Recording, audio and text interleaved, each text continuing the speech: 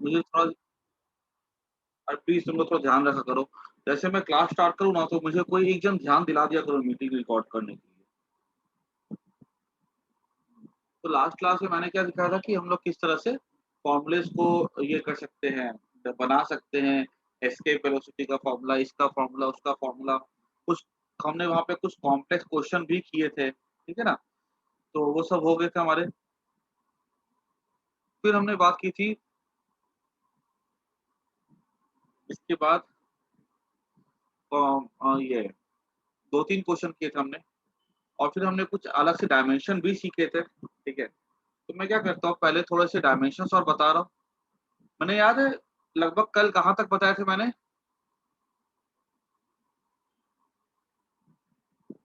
देखो तो नोटबुक में कहाँ तक बताए थे मैंने? कौन-सा नंबर लास्ट था अपना? 38। 30। आज स्टार्ट करते 39 से।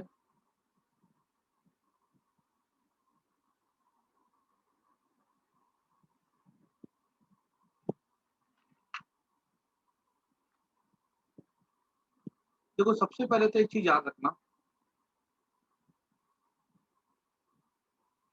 39, पहली बात, कभी भी कोई रिलेटिव अगर आता है, ठीक है? तो no dimension, m0, l0, t0। जैसे आ सकता है रिलेटिव वेलोसिटी, रिलेटिव डेंसिटी, ये सब जितने भी रिलेटिव के मतलब क्या होती है, ये सब के सब के मीनिंग होते हैं रेशियो होते हैं। तो रिलेटिव के पास कोई भी तरह की डायमेंशंस नहीं होती, ठीक है? दे आर डायमेंशनलेस,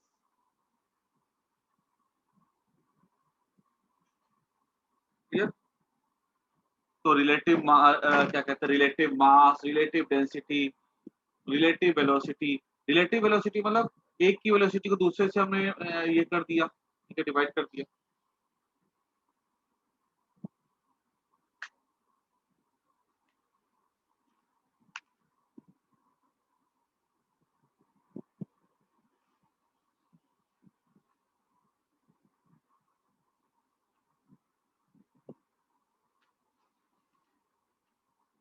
एक मिनट।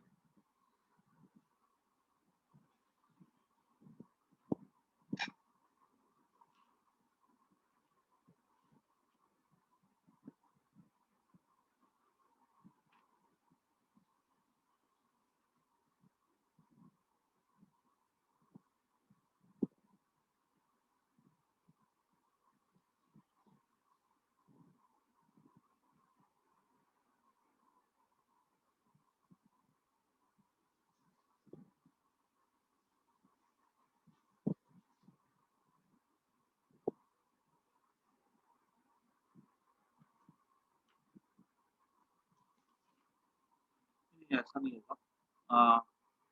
रिलेटिव में ना, velocity, relative density, relative velocity में थोड़ा फ़र्क होता है। अगर रिलेटिव डेंसिटी बोला जाएगा ना, तो रिलेटिव डेंसिटी और आपकी डेंसिटी ऑफ बॉडी बाय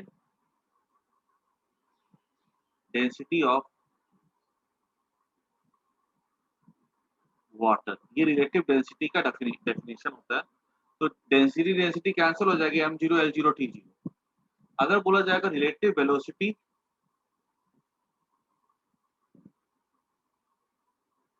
तो ये थोड़ा अलग हो जाता है। रिलेटिव वेलोसिटी मतलब velocity of one body with respect to other. तो हम क्या करते हैं उसमें, जैसे कि वेलोसिटी को सब्ट्रैक्ट कर देते हैं। मान लो ए की वेलोसिटी, ए की वेलोसिटी v है, बी की वेलोसिटी v भी है, तो what is the velocity of relative velocity? तो हम लोग क्या करते हैं, दोनों को सब्ट्रैक्ट कर देते हैं। इसकी डिटेल ना हम लोग आगे जाकर के सीखेंगे। अगर माइनस करेंगे, ठीक है, तो यहाँ पर क्या बचेगा, वेलोसिटी का m L T minus one ही बचेगा। क्योंकि याद करो, अगर मैंने एग्जाम्पल भी दिया था कि जैसे मान लो जब हम लोग दो नंबर को सब कोई दो फिजिकल क्वांटिटी को सब्ट्रैक्ट करते हैं ना, तो उनका जो डायमेंशन होता है उसपे कोई चेंज नहीं आता है। जैसे कि मैंने बोला भी था, मान लो 8 एप्पल माइनस 2 एप्पल, तो मैं लिखूंगा 6 एप्पल। ये एप्पल तो अपनी जगह पे रहेगा, अगर 8 माइनस 8 एप्पल होता तो मैं लिखता 0 एप्पल, ये एप्पल गायब नहीं होता, ठीक है। तो 8 माइनस 8 0 होता है, ठीक है, लेकिन एप्पल तो वैसे ही का वैसे ही रहेगा ना। इन सेम में कभी भी अगर मान लो अगर ऐसा डायमेंशन अगर हो एल टी माइनस वन एक की वेलोसिटी है minus L T minus one दूसरे की वेलोसिटी है, तो इसमें हम लोग इसका भी एल टी माइनस वन ही रहेगा। अगर L T minus one plus L T minus one है, ठीक है, तो ये 2 LT माइनस वन नहीं होगा, ये LT माइनस वन ही रहेगा, ठीक है। जैसे ये एप्पल तो ये एप्पल ही रहेगा, वो 2 एप्पल नहीं हो जाता। हम नंबर को ऐड करते हैं, डायमेंशंस को ऐड नहीं करते। आई बात समझ में? हाँ है ना? Yes sir. ओके, तो ये रिलेटिव वेलोसिटी का हो गया। रिलेटिव डेंसिटी और रिलेटिव वेलोसिटी की डेफिनेशन अलग अलग हो जाती है। उसके बाद नेक्स्ट करंट। करंट तो हमको पता है फंडामेंटल यूनिट होती है, तो उसका क्या हो जाता है, आई और ए हो जाता है। उसके बाद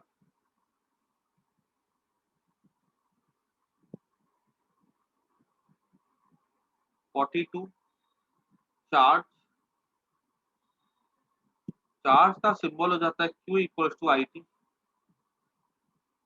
तो ये करंट का आई हो जाएगा, टाइम का टी हो जाएगा, तो I T M zero L zero I, ठीक है। मोस्टली किताबों में ना इसको हम लोग ए लिखा हुआ देखते हैं, तो मैं इसको ए लिख देता हूँ। कुछ किताबों में क्या होता है आई भी लिखा होता है, ठीक है, तो उससे कोई फर्क नहीं पड़ता।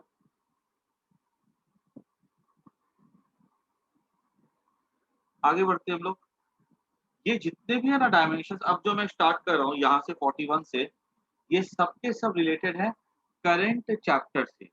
ये करंट चैप्टर मैं बता देता हूँ, हमारे 11th में जो फिजिक्स में आता है ना मैकेनिक्स आता है, force work energy rotation fluid ये सब मैकेनिक्स में आ जाते हैं। फिर हीट चैप्टर पढ़ना होता है, फिर वेव चैप्टर पढ़ना होता है, ठीक है। ये हमारा 11th का होता है। 12th में हमको जाकर के फिजिक्स में मेनली पढ़ना पड़ता है चार्ज के बारे में। चार्ज में मैग्नेटिज्म हो जाता है, इलेक्ट्रिक करंट हो जाता है, ठीक है, वो सब पढ़ना होता है। ये सब ना बेसिकली हमको पढ़ना होगा जाके 12th में, लेकिन चूंकि डायमेंशंस हमसे पूछे जाते हैं 11th में तो हमको पता होना चाहिए। उसके बाद आता है वोल्टेज। याद करो वोल्टेज को कैसे डिफाइन किया गया था, work done to move a unit charge. तो वर्क डन का सिंबल क्या हो जाएगा, M L T minus two square. और ये चार्ज होता है ना, work done per unit charge. Potential को डिफाइन याद किया भी होगा, ठीक है। यहाँ पे वोल्टेज इसको पोटेंशियल लिखते हैं, पोटेंशियल को डिफाइन भी किया गया है। पोटेंशियल का यूनिट हो जाता है वोल्टेज। पोटेंशियल को डिफाइन किया गया है, work done to move a charge from infinity to a given point. मतलब अब कहीं से भी लेकर के आए, work done per unit charge मतलब वर्क अपॉन चार्ज हो जाता है पोटेंशियल का फॉर्मूला। अभी चार्ज का क्या होता है, चार्ज का तो 80 है, ये हो जाएगा हमारा M L square T minus three A minus.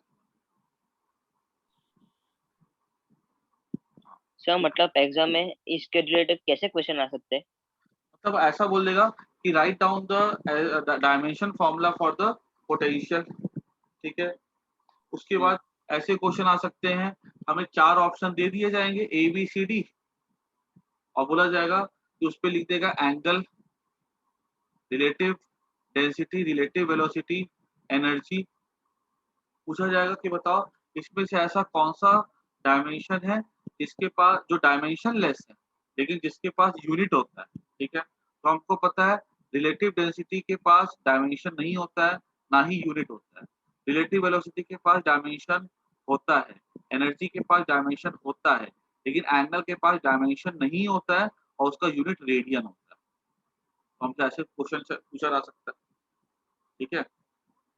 या हमसे ऐसा बोला जा सकता है which of the following is a dimension formula for the potential. 4 option देख करके हमसे पूछा जा सकता है इस तरह से। आई बात समझ में? क्लियर? आज यस। ये आज ना मैं एक शीट करूँगा मैसेज, ठीक है? तो वो शीट क्या है, वो लगभग उसपे 17-18 क्वेश्चंस है। तो मैं आज का जो लेक्चर है ना, थोड़ा उसके अकॉर्डिंग ही पढ़ाऊँगा ताकि वो शीट बन जाए, ठीक है? ओके। अभी देखो आगे,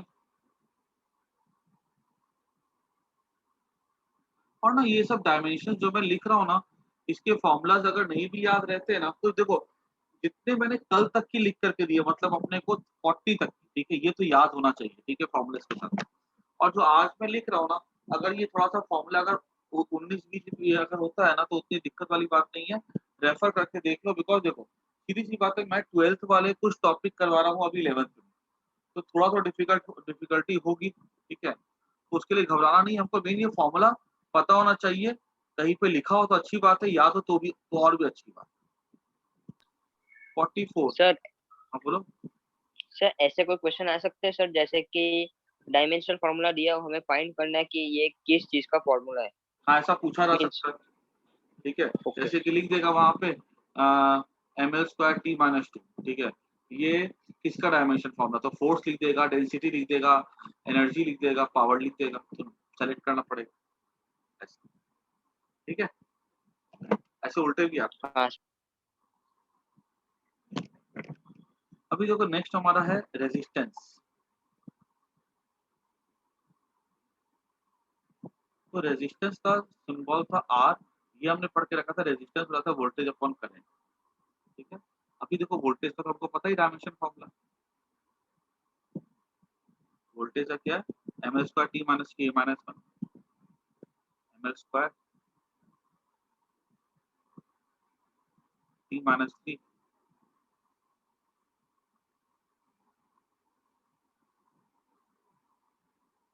a-1, ठीक है? अब यहाँ पे ऑलरेडी एक a होगा, नीचे में एक a है ना, ये ऊपर जाके क्या हो जाएगा, a-2 हो जाएगा ना।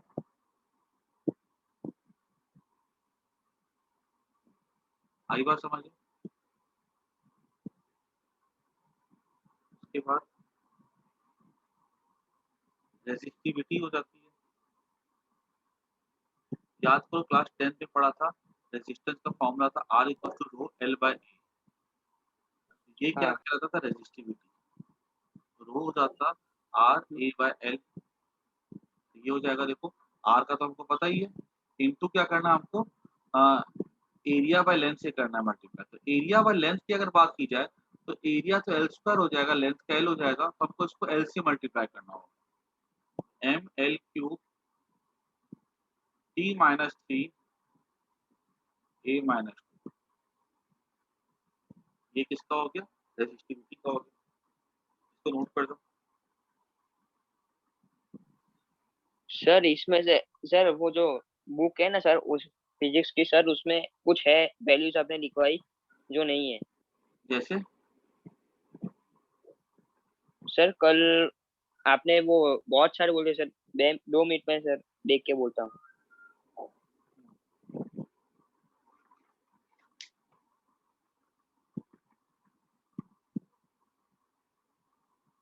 तो अपने एनसीईआरटी की बुक में ना लास्ट में काफी सारे होंगे, ठीक है?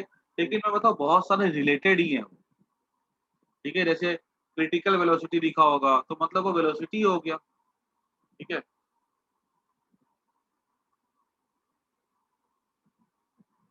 बाकी जो जो मिलेंगे वो मैं डिस्कस कर लूंगा, ठीक है? ओके सर, मैं आपको बाद में मैसेज कर हाँ, दूंगा। क्योंकि देखो अभी एक्चुअली बुक। एनसीईआरटी की बुक में देखना ना, पीछे में 90 लिखे हुए हैं। अभी 90 में भी क्या है, बहुत सारे ऐसे होते हैं ना जो हमारे को आगे जाकर के सीखने ही है, मतलब समझ लो ना, ये पूरे 11th-12th का बहुत सारे होते हैं जो कि हमको पढ़ने हैं, ठीक है? तो अब जो जो लगभग अपने 60 तो ऐसे जो काफी इंपॉर्टेंट होंगे, ठीक है? जो कि हम पूरे के पूरे सीख जाएंगे, ठीक है? और कुछ अगर नहीं मिलेगा तो वो मैं फॉर्मूला सिखा सिखा के करवा दूंगा, कोई दिक्कत नहीं, ठीक है? बाकी जितने मैं करवा रहा हूँ ना, इतना सीख करके ना क्वेश्चन में कहीं नहीं अटकोगे, ऐसा। रेजिस्टिविटी के बाद आ जाता है कंडक्टिविटी।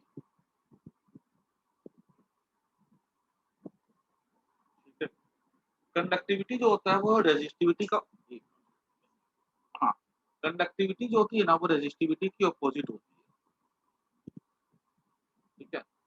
तो इसका सिंबल हो जाता है सिग्मा। तो इसका अपोजिट करना है तो m-1 l-3 t का पावर 3 a का पावर 2, ये हो जाता है किसके लिए, कंडक्टिविटी। इसको नोट कर दो।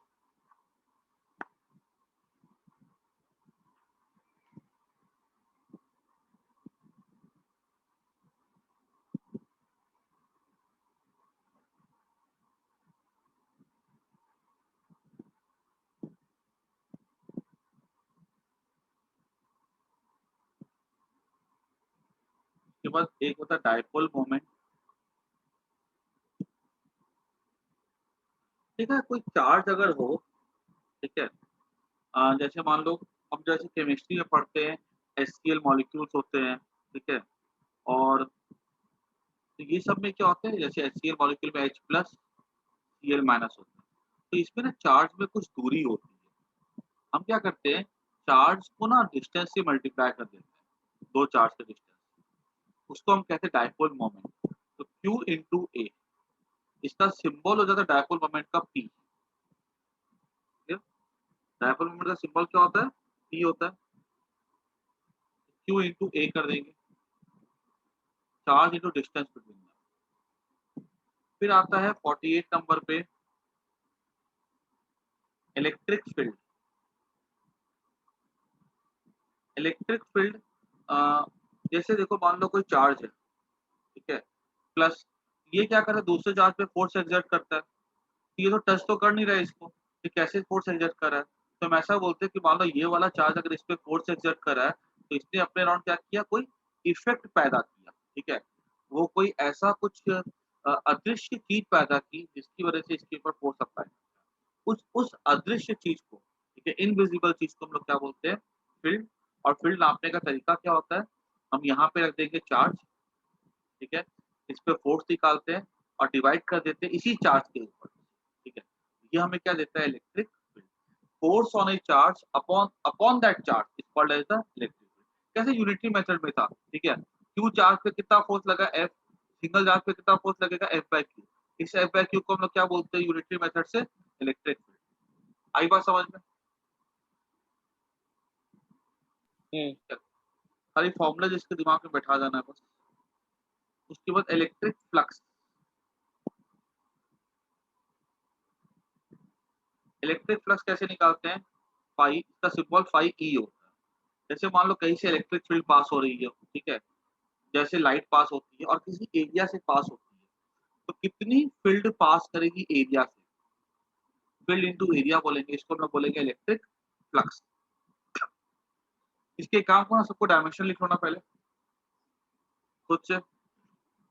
जो मैंने लिखा है ना क्यू का, देख देख करके, ए इज डिस्टेंस, देख देख के इसके डायमेंशन लिखो बना बना करके। मेन फॉर्मूला तुमको दिया जा सकता है एग्जाम में, कोई दिक्कत नहीं है, लेकिन डायमेंशंस अगर फॉर्मूला भी दिया गया ना तो डायमेंशंस बनाने आना चाहिए हम, ठीक है। कितनी बार ऐसा क्या करेंगे, हो सकता है एग्जाम में वो लोग लिख देंगे कि formula for electric field and electric flux is given as, ठीक है, write down it dimension formula. Formula given है, हमको डायमेंशंस तो पावर से लिखने आनी चाहिए ना। तो फटाफट करो इसको।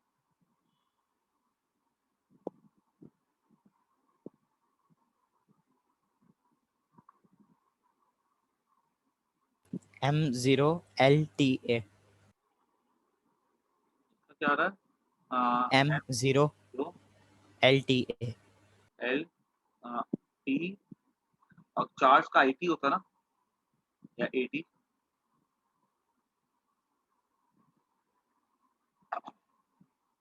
ठीक है। बाकी आगे का बोलो सब कोई। Sir ML-1TA। ठीक है, इसका हो जाएगा एम एल टी माइनस, ठीक है, एम एस का T minus, M L T minus by A T, ठीक है, चार्ज का ए टी हो जाएगा M L A minus one t minus, ठीक है। नीचे का बोलो आप। M L2 L3 L2। तो हमको इलेक्ट्रिक फील्ड का तो पता चल ही गया है, ठीक है। इसको ना एरिया से मल्टीप्लाई करना है। एरिया मतलब यहाँ मैं एरिया लिखता हूँ, ठीक है। एरिया मतलब एल स्क्वायर होता है, तो एम एल क्यूब हो हाँ जाएगा ना, एल का L no M L ma'am cube हो जाएगा, A sir minus one square आएगा किस पे स्क्वायर आएगा, L का। एक मिनट। यहाँ पे इलेक्ट्रिक फील्ड में एक एल तो पहले से ही है ना, है हाँ ना। हाँ वो तो स्क्वायर से मल्टीप्लाई कर तो क्यूब हो जाएगा ना इलेक्ट्रिक फ्लक्स का। की बात आगे बढ़े।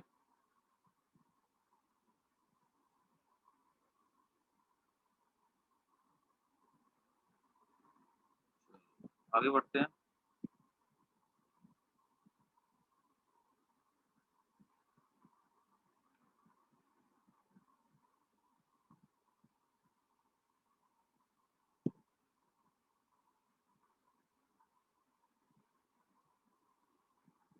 नेक्स्ट आता है हमारा,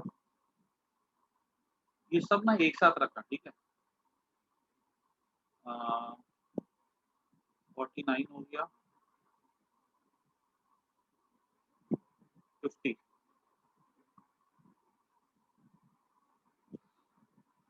में है टर्न डेंसिटी। पहले 59 में पहले इसको पढ़े थे हम लोग, परमिटिविटी ऑफ फ्री स्पेस।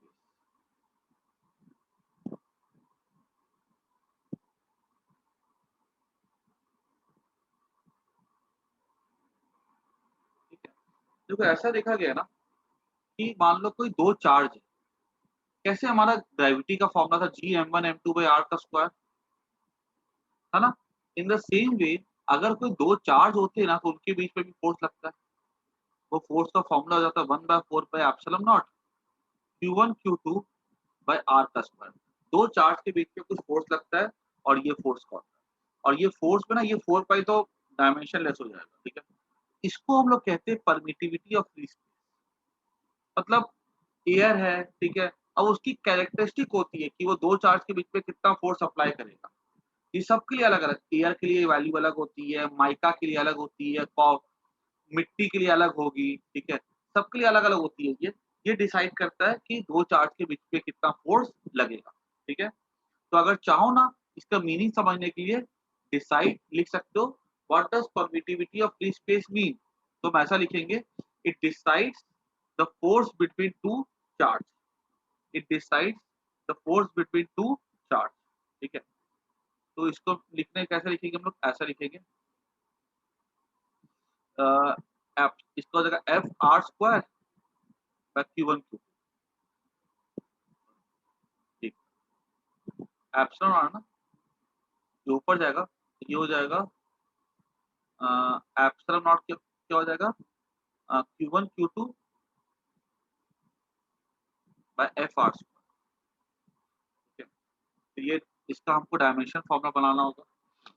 59 51 एक हो रहा था टर्न डेंसिटी। एक्चुअली क्या होता है, जैसे मान लो कोई ऐसे करके कोई हमारे पास कोई सिलेंडर है, इसके ऊपर हमने क्या किया, वायर को लपेट दिया, ठीक है। ये वायर पास पास भी हो सकती है, दूर दूर भी हो सकती है ना। हाँ। तो कितने टर्न है, जैसे 5 टर्न है 1 मीटर में या 10 टर्न है 1 मीटर में, उसको हम लोग कहते हैं टर्न डेंसिटी। पास पास होगी तो टर्न डेंसिटी ज्यादा होती है, और दूर दूर होती है तो टर्न डेंसिटी वो कम हो जाती है। तो टर्न डेंसिटी का सिंबल हो जाता है N, that is number of turns upon length. अब नंबर ऑफ टर्न्स है, ठीक है, उसके पास तो कोई डायमेंशन होगा नहीं। हाँ कोई बात नहीं इब्राहिम, ठीक है। तो नंबर ऑफ टर्न्स, ठीक है, अपॉन लेंथ, ठीक है। तो नंबर ऑफ टर्न्स के का कोई डायमेंशन नहीं होगा, क्लियर। तो खाली लेंथ का बचा, तो इसमें क्या हो जाएगा, L माइनस 1 हो जाएगा, और मास तो आ नहीं रहा है तो M0 L माइनस 1 T।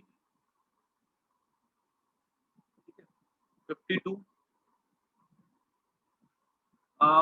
इसका खुद से लिख सकते हो, लिखो तो एप्सिलॉन नॉट का, ये इसका सिंबल एप्सिलॉन, इसको हम कहते हैं एप्सिलॉन कहते हैं, क्या बोलते हैं इसको, एप्सिलॉन। इसका लिखो तो क्या होगा डायमेंशन खुद से। फिर से बोल रहा हूँ, फॉर्मूला की चिंता नहीं करनी है, फॉर्मूला एग्जाम में दिया जा सकता है, ठीक है, हमें मेन उसको लिखने आना चाहिए कि कैसे बनाना है।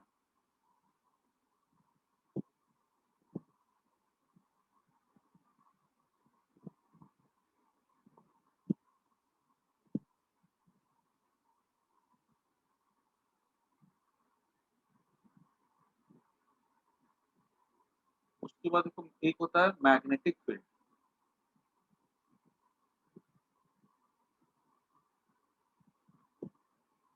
और इसका दूसरा नाम ना मैग्नेटिक इंडक्शन भी होता है।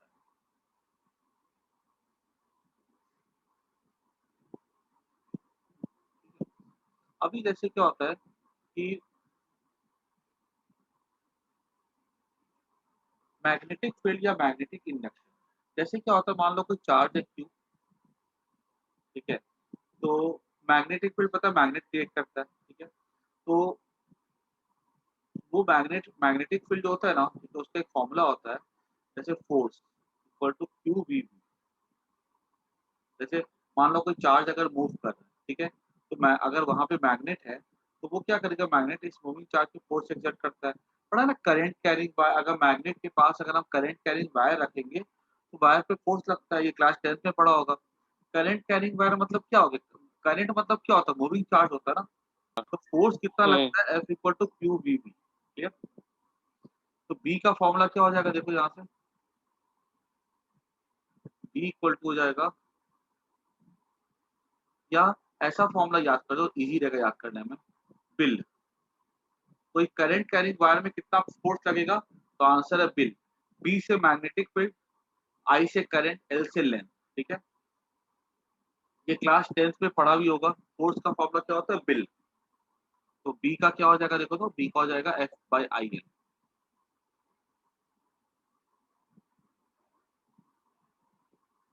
ठीक है। ये हमारा हो जाता है मैग्नेटिक फील्ड या मैग्नेटिक इंडक्शन का। 53, एक टर्म आता है परमियाबिलिटी,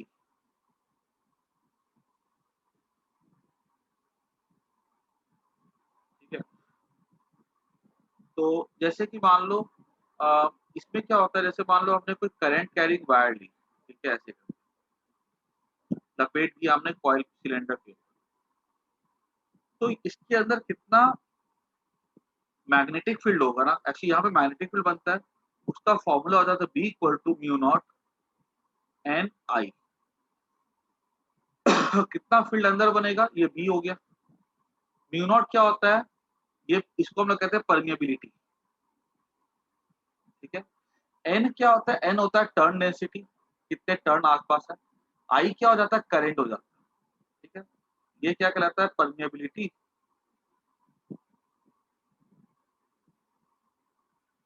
बी क्या हो जाता है, फील्ड, मैग्नेटिक फील्ड। कहीं अगर लिखा जाएगा मैग्नेटिक इंडक्शन तो कंफ्यूज नहीं करना है, मैग्नेटिक फील्ड और इंडक्शन का एक ही मतलब होता है। एन क्या होता है, टर्न डेंसिटी, मैंने यहाँ पे लिखा है, और आई क्या होता है, करंट।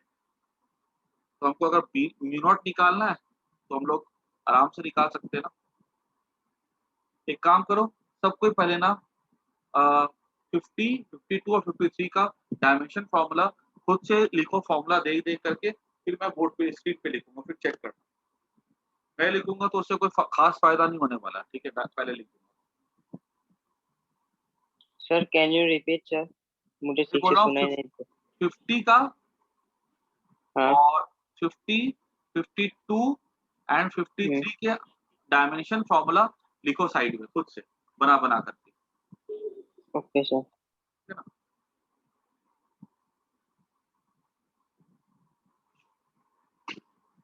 2-3 ही और है, उसके बाद फिर हम लोग नया टॉपिक आगे बढ़ेंगे।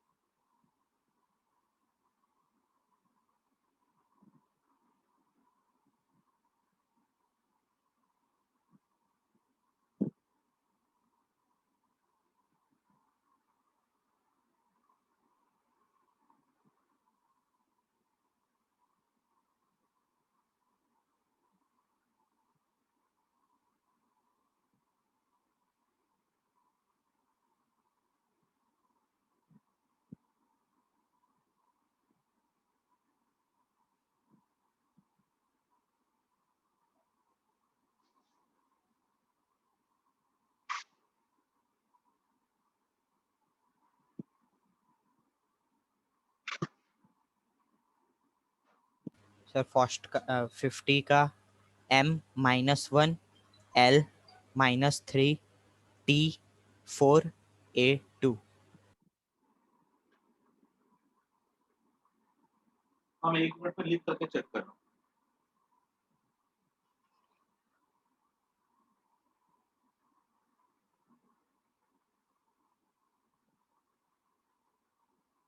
बाकी बाकी लोग सबने लिख लिया है।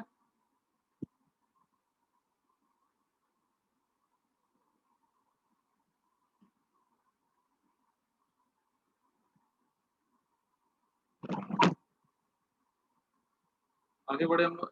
सबका मैं लिखता हूँ एक एक करके, ठीक है, चेक करते जाओ।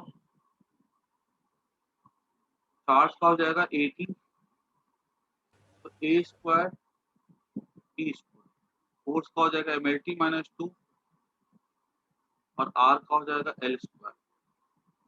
क्या हो जाएगा ये M-1 L का पावर -3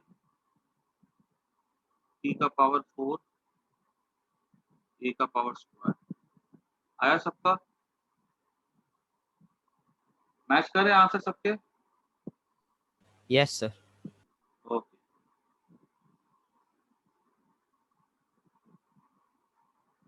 तो मैग्नेटिक फील्ड हो जाएगा फोर्स बाय, तो बी का हम लिख सकते हैं MLT -2। करंट का हो जाएगा ए, लेंथ का हो जाएगा एल, ये हो जाएगा ML0 ए माइनस। किसका हो गया? ये हो जाएगा मैग्नेटिक फील्ड, ठीक है ना। अभी परमिएबिलिटी का हो जाएगा not equal to B by N I. B का क्या हो गया? ML0 A-1 T-2 bye N. क्या है हमारा? एन तो L-1 है ना, और करंट क्या है हमारा? करंट तो ए है। ये हो जाएगा एम, ऊपर जाके हो जाएगा एल का 1, ये ऊपर जाके हो जाएगा ए का -2 टी का माइनस। सबके मैच कर रहे हैं आंसर? यस और नो? सर मेरा लास्ट वाले में नहीं आया। एक बार चेक कर लो उसको एक बार।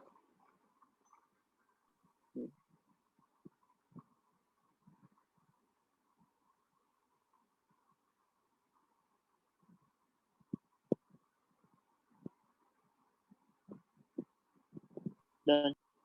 बोलो। हाँ सर हो गया। किसी को कोई डाउट इसमें? सबको समझ में आ रहा है अच्छे से? हाँ सर। कोई प्रॉब्लम तो फिर बोलो, फिर हम अब आगे बढ़ते हैं, ठीक है। 53 हो गया। 54 एक हो जाता है कैपेसिटेंस,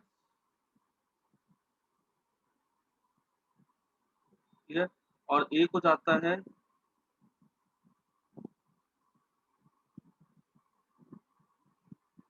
देखो एक्चुअली क्या होता है कि मान लो हम किसी बॉडी को चार्ज देते हैं, उसका वोल्टेज बढ़ता है। तो वोल्टेज चार्ज हमने दिया उसको क्यू, वोल्टेज बढ़ा V। तो एक चार्ज से कितना वोल्टेज बढ़ेगा?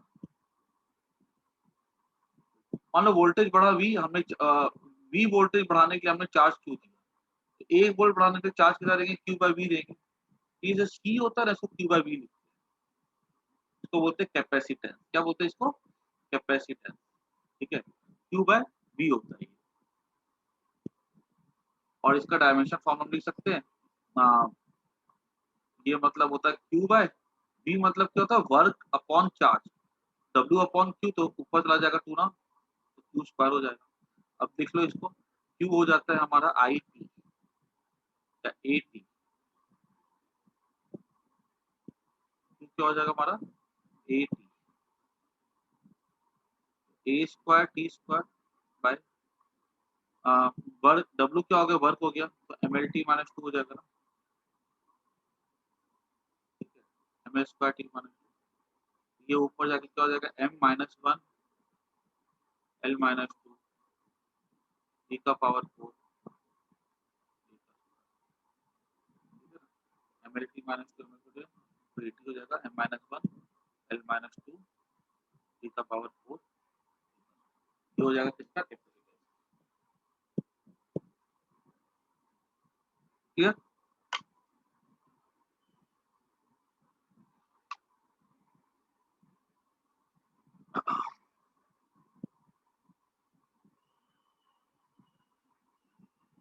क्लियर।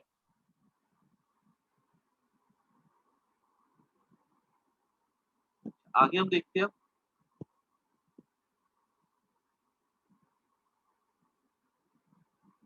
अब देखो, अपना 55 नंबर हम लोग बाद में करेंगे, ठीक है। इसके देखो मैं बताऊं, इसके लगभग अभी 25-30 और हो सकते हैं, ठीक है।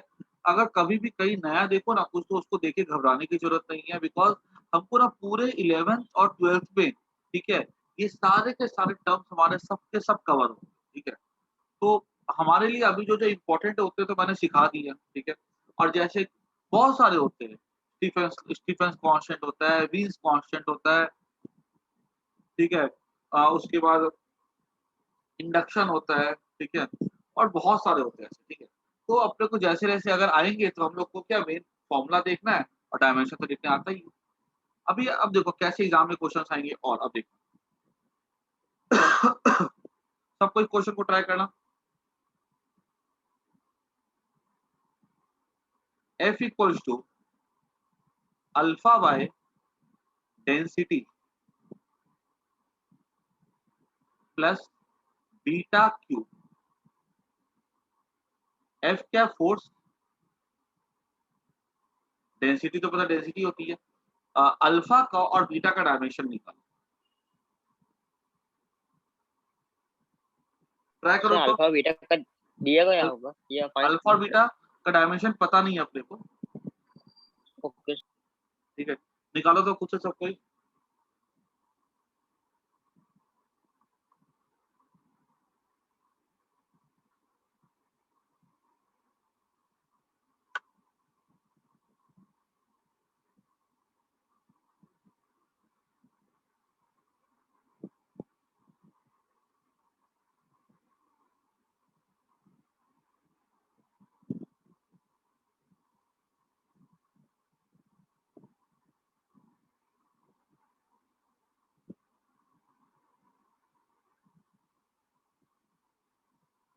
सब कोई ट्राई करेगा, जिससे पूछूंगा आंसर बताएगा।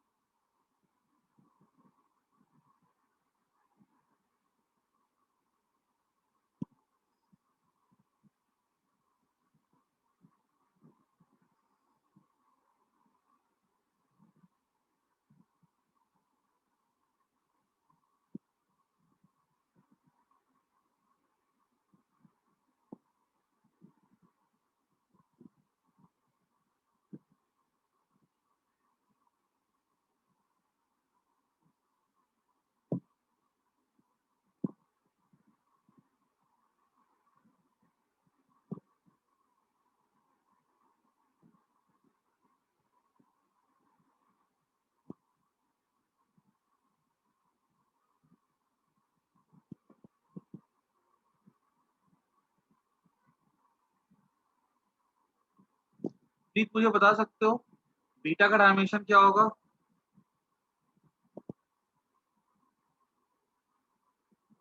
प्लीज माइक ऑन करो।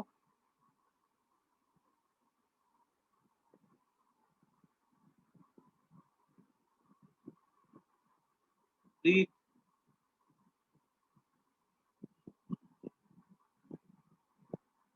कहाँ हो?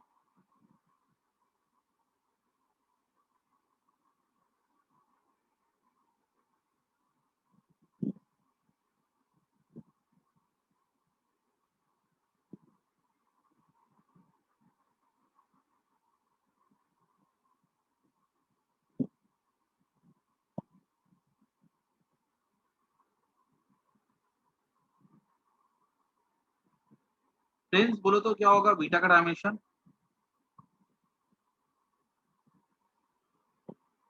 हाँ बोलो तो प्लीज, क्या होगा बीटा का dimension?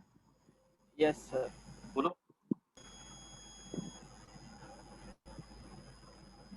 Sir m raise to 1/3 l minus 1। Density का क्या होता है? पहले डेंसिटी का क्या होता है? ml माइनस V ठीक है। तो बीटा का क्या हो जाएगा? m 1/3 इंटू एल का -1/3, तो नहीं सर -1/3 थोड़ी होगा। क्योंकि क्यूब किया है ना, तो यहाँ पे क्यूब हटाने के लिए हमको यहाँ पे क्यूब रूट करना पड़ेगा ना, देखो यस है ना। तो m का पावर 1/3 और -6, ये क्या हो जाएगा, बीटा हो जाएगा हमारा m का पावर 1/3 इंटू एल का पावर -1। सर ये वाला थोड़ा समझ में नहीं आया क्या चीज, सर। आपने बीटा और इक्वल्स टू क्या वैल्यू ली सर? डेंसिटी ली? बीटा देखो, बीटा क्यूब का डायमेंशन और डेंसिटी का हाँ। डायमेंशन सेम नहीं होगा, ऐड हो रहे तो, हाँ। है ना। तो बीटा क्यूब का डायमेंशन क्या हो जाएगा, देखो तो ml-3 हो जाएगा, यस और no. Yes sir. Beta beta का डायमेंशन निकालने के लिए दोनों तरफ मुझे क्यूब रूट करना पड़ेगा, तो क्यूब रूट हाँ। किया तो यहाँ बीटा बचेगा, यहाँ 1/3 आ जाएगा, है ना। अब बताओ मेरे को अल्फा का डायमेंशन क्या होगा, सर हाँ बोलो, सर बोलो। नहीं आया, नहीं नहीं सर आया है। सर मैं वो अल्फा का मुझे बोलो, प्लीज बोलो अल्फा का क्या होगा। Yes sir m² into l - 2 l raised to -2 m m raised to 2 हाँ into l raised to -2 okay, बस ठीक है, तो चेक कर लेते हैं। अभी देखो फोर्स का डायमेंशन क्या हो जाएगा, अल्फा बाय, देखो यहाँ पे बीटा क्यूब प्लस डेंसिटी का डायमेंशन, तो डेंसिटी का डायमेंशन, ये डेंसिटी का ml-3 होगा, ये क्या हो गया, डेंसिटी प्लस डेंसिटी का डायमेंशन, है ना। तो ये तो डेंसिटी का डायमेंशन होगा बीटा क्यूब, तो सीधी सी बात है, देखो तो डेंसिटी प्लस डेंसिटी क्या होगा, डेंसिटी बचेगी ना, तो ये हो जाएगा। एफ का हमने क्या बोल के रखा था, अभी एफ का हमने जस्ट लिखा है ml t-2, ठीक है। जब ये अल्फा का देखा जाएगा तो ये क्या हो जाएगा, m l-2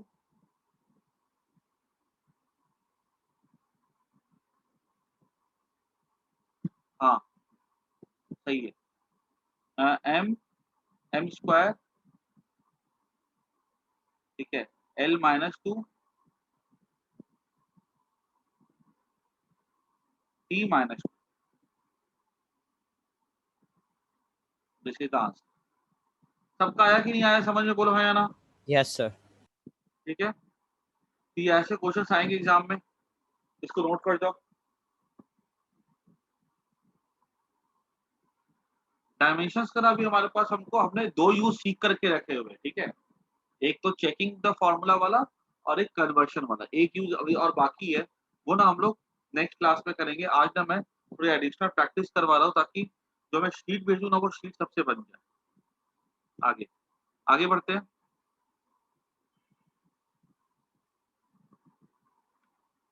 अभी ना मैं कुछ क्वेश्चंस करवा रहा हूँ एनसीईआरटी, ठीक है।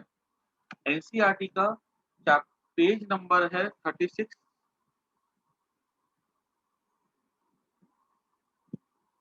क्वेश्चन है 2.14,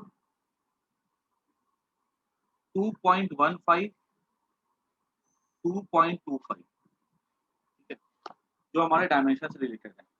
अब देखो एनसीईआरटी के क्वेश्चंस जो है ना थोड़े अच्छे होते हैं और कंसेप्चुअल होते हैं, और ये सारे क्वेश्चन से हमारे बोर्ड में भी आते हैं और एंट्रेंस में भी आते हैं। जैसे देखो पहला क्वेश्चन, इसमें से बताना है कि कौन से इक्वेशन सही हो सकते हैं या कौन से डायमेंशनली करेक्ट, ठीक है। बोला गया है, क्वेश्चन ऐसा लिखा गया, a book with many printing error contain 4 different formula for the displacement y of a particle undergoing a periodic motion, ठीक है। rule out the wrong formulas on the dimensional grounds, बताना है कौन से इसमें गलत है। ए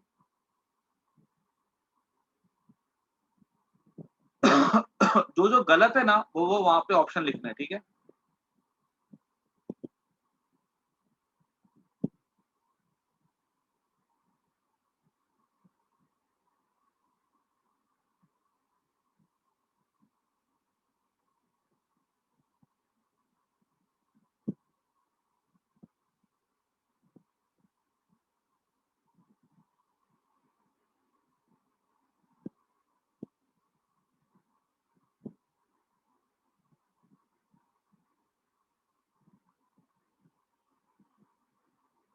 ठीक है, यहाँ पे टी क्या है, टाइम,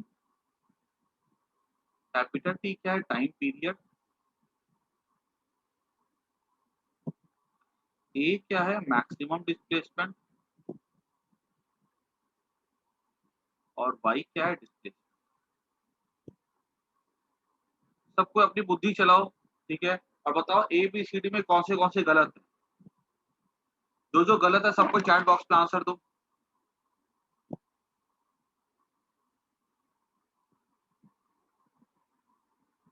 सबको ट्राई करोगे, सबको बुद्धि चलाओगे अपनी। मैंने कुछ बता के रखा हुआ है कि साइन के साथ कभी भी कोई चीज अगर आती है तो डायमेंशन लेस होती है, याद करना। साइन कॉस टैन के अंदर जो भी आता है वो डायमेंशन लेस होता है, और पूरा का पूरा साइन भी क्या होता है, डायमेंशन लेस होता है। ये तो डायमेंशन लेस होगा, plus on N whole this is dimension less.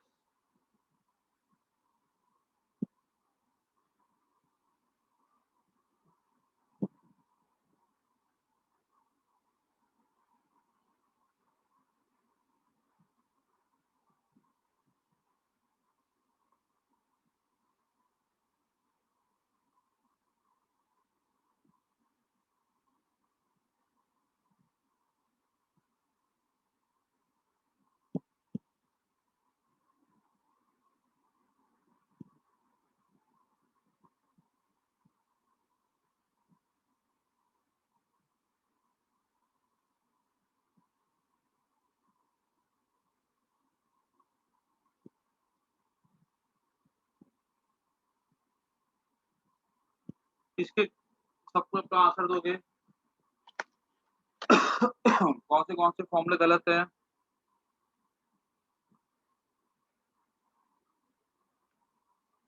अच्छा, एक से ज्यादा भी हो सकते हैं इसमें, वो भी ध्यान से सुनना। एक से ज्यादा भी हो सकते हैं, ठीक है। तो कोई अगर एक आंसर दे रहा है तो बाकी तीनों को चेक कर लेना।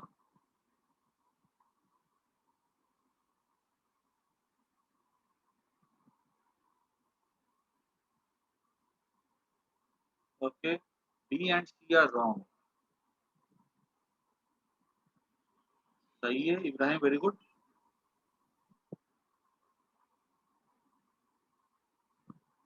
बाकी लोग भी तो आंसर। आर्गो चेक करो, ये डी वाला कैसे रॉन्ग हो गया। हाँ सर चेक कर। देखो देखो ध्यान से देखो। और ए कैसे रॉन्ग होगा, युग जरा सोच के बताओ मेरे को, ए क्यों रॉन्ग होगा। हाँ ओके, ठीक है, ऋषि का सही है, प्रीत वेरी गुड, इब्राहिम का भी सही है युग वेरी गुड। सही है, सबके सही आ रहे हैं। चलो देख लो, सिंपल सा क्वेश्चन था, ठीक है।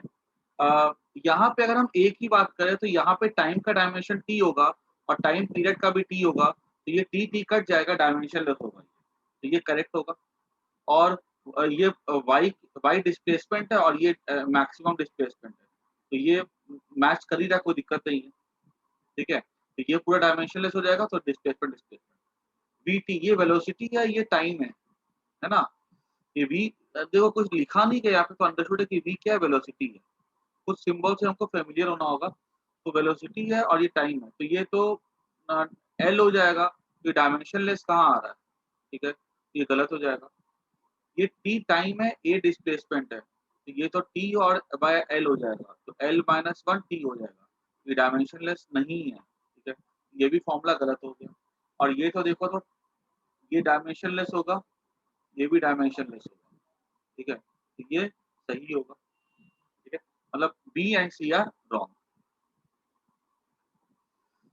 सबको आया समझ की नहीं आया, बोलो हाँ या ना। Yes sir. Yes sir. हाँ अब अगर बहुत बढ़िया, अभी आगे बढ़ते हैं। कौन सा क्वेश्चन था, 2.15। अभी सुनो ध्यान से, क्वेश्चन ना एक बार खुद से भी पढ़ना, ठीक है। तो कितनी बार मैं तुमको एक ही बता देता हूँ। पता है, हमारे आईटी में, हमारे एनसीईआरटी में कभी कभी क्वेश्चन ऐसे होते हैं ना, जो लंबे लंबे होते हैं, 6-6 8-8 10-10 लाइन के होते हैं, कहानी बना के लिखते हैं, ताकि बच्चा क्या है, बच्चा उसमें क्वेश्चन में उलझ जाए, ठीक है। जबकि वो क्वेश्चन जो होते हैं ना, ठीक है, दैट इज लाइक खोदा पहाड़ निकली चुहिया टाइप का, ठीक है। मतलब भर भर के कुछ कुछ लिख देते हैं और मीनिंग वाली लाइन खाली एक या दो ही होती है। खास करके बताओ आईआईटी में जो कॉम्प्रिहेंशन वाले क्वेश्चन आते हैं वो ऐसे ही आते हैं। तो मैं थोड़ा सा बताता हूँ, जैसे एनसीईआरटी में हमारा क्वेश्चन है कि a famous relation in physics relates moving mass m to the rest mass m naught of a particle in terms of speed v and the speed of light। बोला गया एक पार्टिकल है जिसका मास m है और ये m नॉट उसका rest mass है, मतलब कोई बॉडी रुकी हुई है तो मास उसका m नॉट है, चलेगी तो उसका मास m हो जाता है। एक्चुअली आइंस्टाइन ने ऐसा बोला था कि चलने पे क्या होता, बॉडी का मास होता चेंज होता है, ठीक है। इन टर्म्स तो आइंस्टाइन ने एक फॉर्मूला दिया कुछ इस तरह का,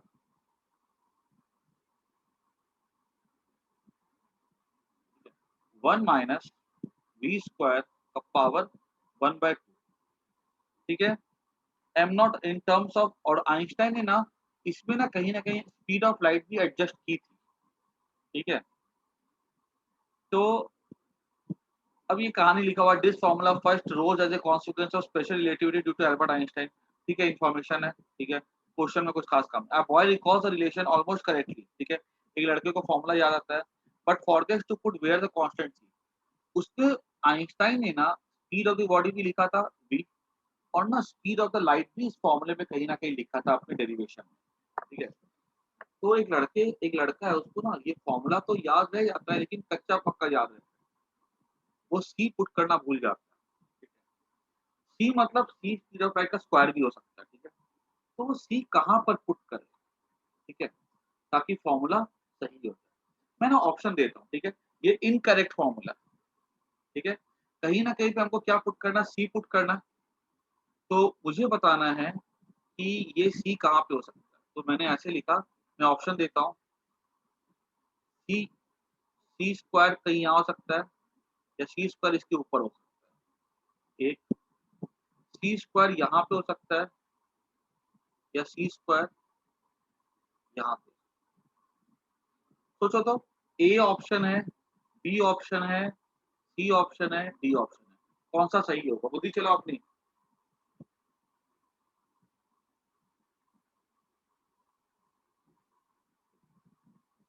उस लड़के ने सी लिखना भूल गया था वो।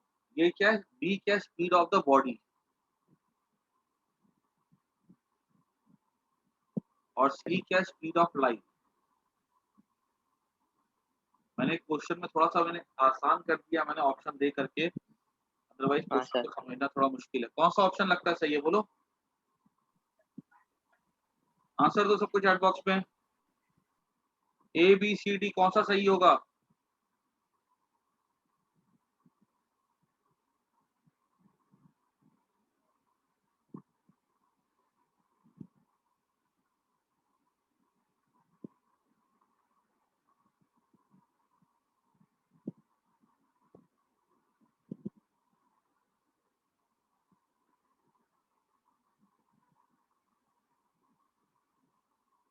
ओके, बी सही है। आर को सोचो, सोचो भाई, बुद्धि चलाओ अपनी, तुम लोग बुद्धि नहीं चलाओगे तब तक नहीं आएगा। प्लीज का सही है, युग नहीं सोचो, एक बार फिर से सोचो युग।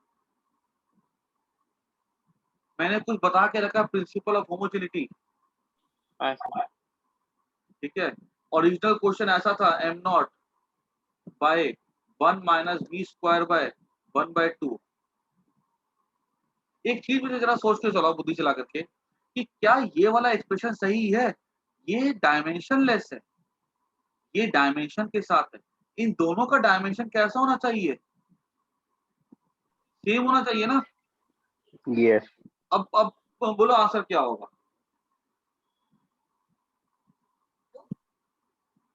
हाँ, आगे बोलो क्या होगा आंसर, युग बोलो आंसर क्या होगा, लिखो चैट बॉक्स में।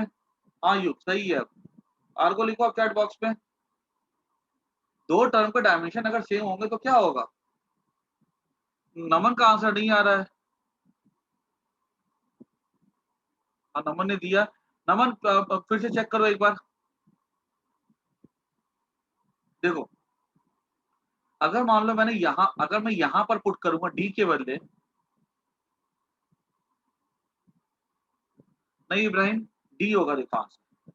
क्योंकि देखो अगर मान लो मैंने, समझो इस चीज को ध्यान से, अगर कोई बोलता है कि यहाँ पे पुट करोगे, ठीक है, सी स्क्वायर, ठीक है, तो हम यहाँ पे अगर सी स्क्वायर ये नीचे में पुट करते हैं, जैसे मैंने नीचे का ऑप्शन दिया था, तो ऑब्वियस ही बात है कि 1/c स्क्वायर, ठीक है, ये हो जाएगा एल स्क्वायर टी माइनस, ठीक है, तो ये ऊपर जाके माइनस हो जाएगा ना, तो ये इसका डायमेंशन एल टी माइनस 1 हो जाएगा, ठीक है, और इसका L minus two T plus 2 हो जाएगा। तो कैसे मैच करेगा? तो देखो अब सेम करने के लिए हम क्या करेंगे, m equal to M not by 1 minus B square by C square. अगर ऐसा रखते हैं तो वेलोसिटी एल टी माइनस 1 का square by speed of light L T minus 1 का स्क्वायर, ये कट जाएगा ना, ये डायमेंशनलेस हो जाएगा, वन डायमेंशनलेस है, ये भी डायमेंशनलेस हो जाएगा, ठीक है, तो ये पूरा का पूरा डायमेंशनलेस हो गया, ठीक है, और मास किसके इक्वल हो जाएगा, एम नॉट के इक्वल हो जाएगा। आई कि नहीं यही बात समझ, बोलो हाँ या ना। Yes sir. सर मुझे लगा था कि हमें मींस ए बी और सी के डी के प्लेस पे पुट करना है, मतलब उसको हटा के वो पुट करना है। नहीं यहाँ पे होगा सही से, ठीक है। अगर पता कोई बच्चा अगर ये बोले ना कि नहीं सर ये तो मैं ऐसा पुट करूं, ठीक है, मान लो किसी कोई बच्चा अगर ऐसा बोले कि नहीं सर मैं तो ऐसा पुट करूं, M not root 1 minus V square power 1/2, ठीक है, तो बच्चा बोलेगा सर मैं यहाँ पर इसको मल्टीप्लाई कर देता हूँ 1 को, ठीक है भाई। अगर इसको मल्टीप्लाई कर दोगे तो प्रॉब्लम कहाँ पे आएगी, देखो अगर मैंने सी स्क्वायर, तब ये तो प्रॉपर बैठ रहा है, सही है, एल टी ये हो जाएगा L T minus L square T minus, ठीक है, रूट करेंगे तो ये क्या हो जाएगा, एल टी माइनस 1 होगा। लेकिन फिर प्रॉब्लम क्या है कि m equal to M not by dimension क्या होगा, एल टी माइनस 1, मास का डायमेंशन और यहाँ का डायमेंशन सेम होना चाहिए, ये मास, लेकिन फिर डायमेंशन मैच नहीं होगा ना, बिकॉज इधर का डायमेंशन हो जाएगा m और इधर का हो जाएगा m l minus 1 t plus 1, तो फिर वो मैच नहीं करेगा। तो एक ही तरीका है कि हम क्या करें इसको, m equals to M not 1 minus B square by C square put कर दो, तो ये क्या हो जाएगा, डायमेंशनलेस, कट करके ये डायमेंशनलेस है ही, तो पूरा डायमेंशनलेस, बचा खाली एम नॉट का डायमेंशन, वो m होगा और इधर भी m होगा, फॉर्मूला सही बैठ जाएगा। सबको आई कि नहीं बात समझे, बोलो हाँ या ना। Yes sir. कोई ऐसा बच्चा जिसको समझ में नहीं आया, बिकॉज ये क्वेश्चन थोड़ा डिफिकल्ट है, ठीक है, थोड़ा टिपिकल है, सोचने वाला क्वेश्चन है, ठीक है ये। तो इस क्वेश्चन पे अभी जैसे खत्म होगी क्लास, इस क्वेश्चन पे अच्छे से सोचना, ठीक है ना, तो ये प्रिंसिपल ऑफ होमोजेनिटी का है, और कहीं भी लगा करके देखोगे तो वो आंसर मैच नहीं करेगा। ओके। 1 मिनट अभी मैं क्लास एंड कर रहा हूँ, ठीक है, 1 मिनट रुकना, ठीक है।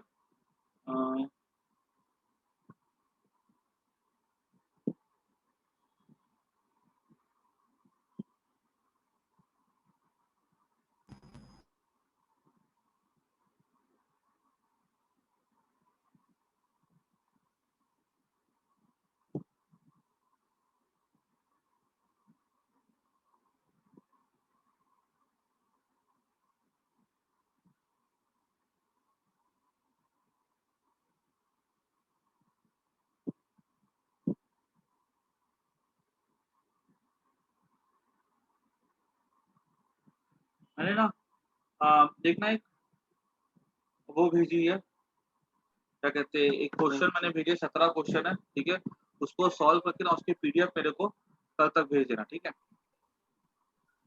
ओके। कल हम लोग डायमेंशंस का एक टॉपिक लास्ट वाला करेंगे, उसके बाद डायमेंशंस खत्म, ठीक है। एक क्वेश्चन में एनसीईआरटी का और करवाना तो मेरे को, वो भी मैं कल करवा दूंगा, ठीक है ना।